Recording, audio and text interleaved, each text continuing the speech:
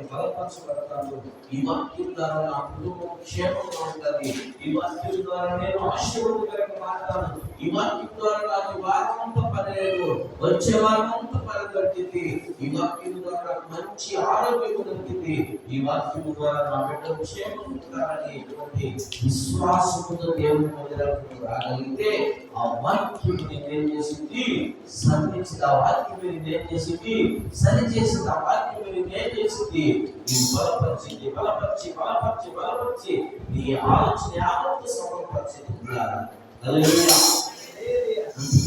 వాక్యం నమ్మదగినది. ఆ చదువు మాట మరొకసారి నిన్ను విడవను ఎడబాయను. మరియు మోషే యెహోషువను పిలిచి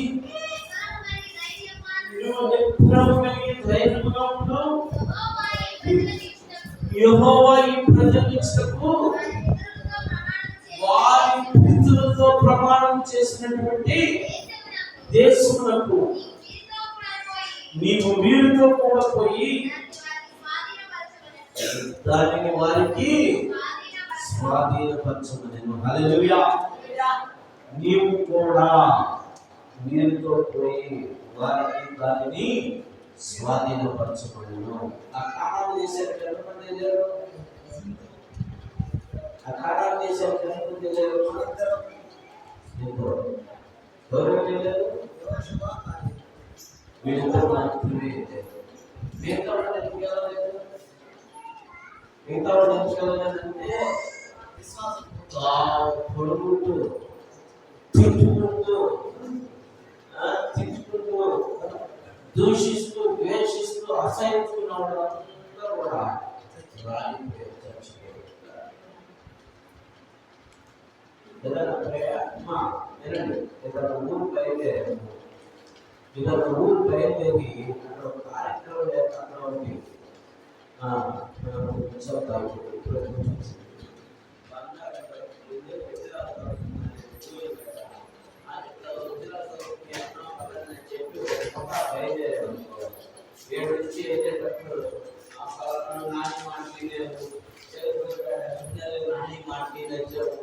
టిఫిన్ లేదు, ఏం లేదు, ఆటలు ఒకటే తీసుకుంటా వస్తే ఇంకెలా ఉంది.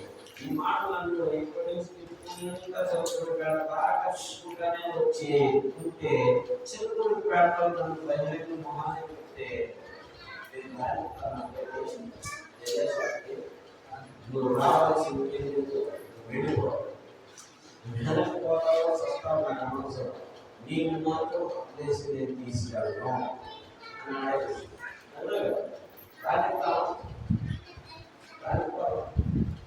ఎందుకంటే తీసుకెళ్ళదు. అట్లా దేవుని తిట్టుకున్నటువంటి వాళ్ళందరూ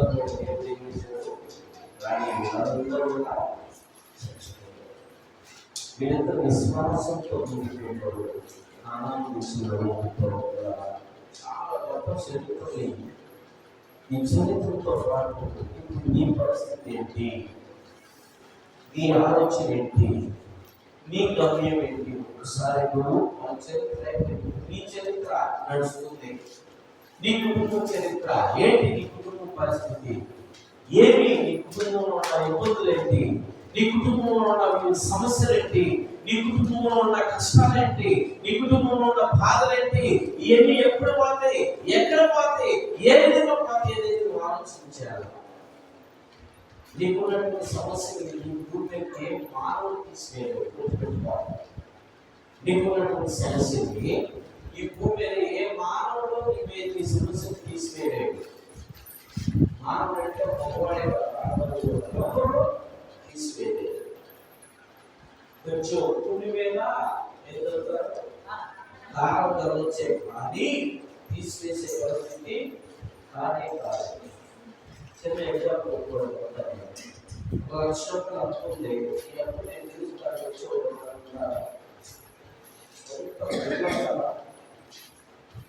భర్త చేసే భార్య గట్టిగా ఇద్దరు తనమాట తప్ప నువ్వేది చేసి చేసేవారు. సొంత సొంతంలో కట్టలేనటువంటి పరిస్థితి. ఇంకా ఎవరు తెలుస్తాడు? నా ప్రభు తెలుస్తాడు. హల్లెలూయా. నా ప్రభు ఖచ్చితంగా తెలుస్తాడు. విశ్వాసం మొదలుపెట్టగలిగితే ఆయన అంటే నువ్వు ఉన్న ప్రాంతంలో నువ్వు ఉన్న ఇంటికాడే నువ్వు ఆలోచించే రోజులు దొరుకుతుంది. హల్లెలూయా.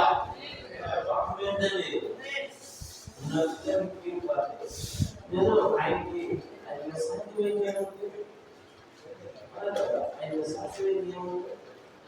మొదట రాళ్ళు తీసుకొని నల్లి ఆడుతున్నాడు అంట. ఒక 20 రాళ్ళు వేసినట్టు 20 రాళ్ళు అయిపోయిందని ఎందుకో దాన్ని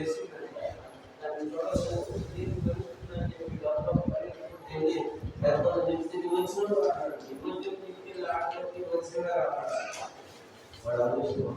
ఇప్పుడు రాయి రాడేసే అందులో ఎన్ని వచ్చినా అని ఆయన వారు సంతోషం. 19 పోయి బాధ చూడండి అలా ఇంట్లో మనం కదా. నేను ముగిస్తున్నాను. ఈ వాక్యం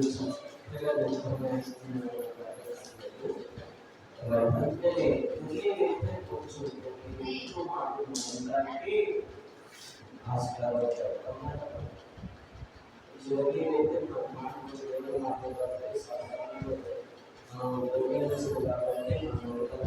మంచిది. మరి ఒకసారి మాట చదువుతున్నాం.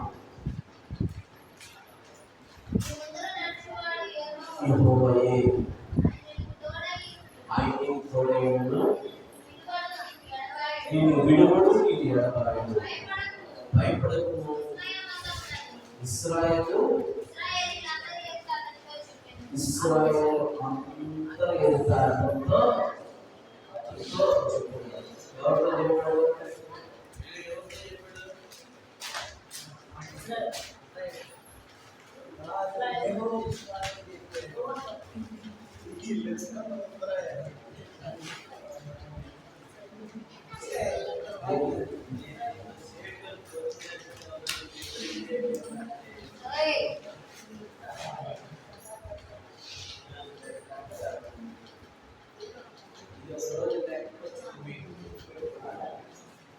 మంచిది. చూడండి యెహోషువ ఆ మాట విని ఏం చేసి చదవడం నేర్చుకున్నా. మోషే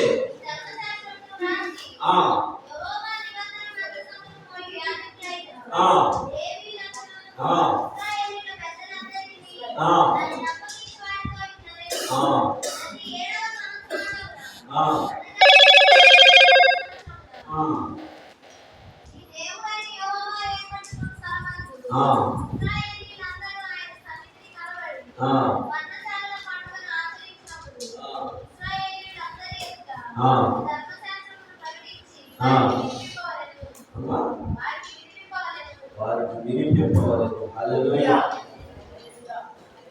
ఆయన పరిశుద్ధ స్థలంలో ఆయన మాటలు వినిపించినప్పుడు మాటలు విని వాళ్ళ విశ్వాసము కలిగి ఉన్నారు. అప్పుడు నిత్య జీవానికి వారసులు అవుతారు. ఈరోజు నువ్వు నేను మనమందరం కూడా ఆ యొక్క యెహోషువ తెలియపరిచినటువంటి రీతిలో యెహోషువకి తోడైనటువంటి దేవుడు ఈరోజు నీకు నాకు మనందరికీ తోడైనటువంటి గాక. ఆమె మన కష్టాల్లో తోడైనటువంటి గాక, మన బాధల్లో తోడైనటువంటి గాక, మన ఇబ్బందుల్లో తోడైనటువంటి గాక, మన అప్పుల్లో తోడైనటువంటి గాక, మన అనారోగ్యంలో తోడైనటువంటి గాక, అన్ని విషయాల్లో తోడైనటువంటి గాక. ఆమె దేవుని కొద్ది మాట దీవించిన గాక. ఆమె నుంచి తెచ్చిన ప్రార్థన చేస్తున్నాం. అందరూ కూడా ప్రారంభించండి. ప్రేమ కలిగిన నాతో అందరితో మాట్లాడేవయ్యా. ఈ వాక్యం ద్వారా నేను బలపరిచిన విధానానికి స్తోత్రాలు. ఈ బిడ్డలతో మాట్లాడే విధానానికి స్తోత్రాలు. అంచెలతో మాట్లాడే స్తోత్రాలు. ప్రతి ఒక్కరు మార్చుకునేదాన్ని కృప దయచేయండి. ఈ రక్తంలో ప్రయోగపడింది జీవానికి వారసులు ఎక్కువ దయచేయండి. యేసు నామములో వేడుకుంటున్నాం తండ్రి. ఆమేన్.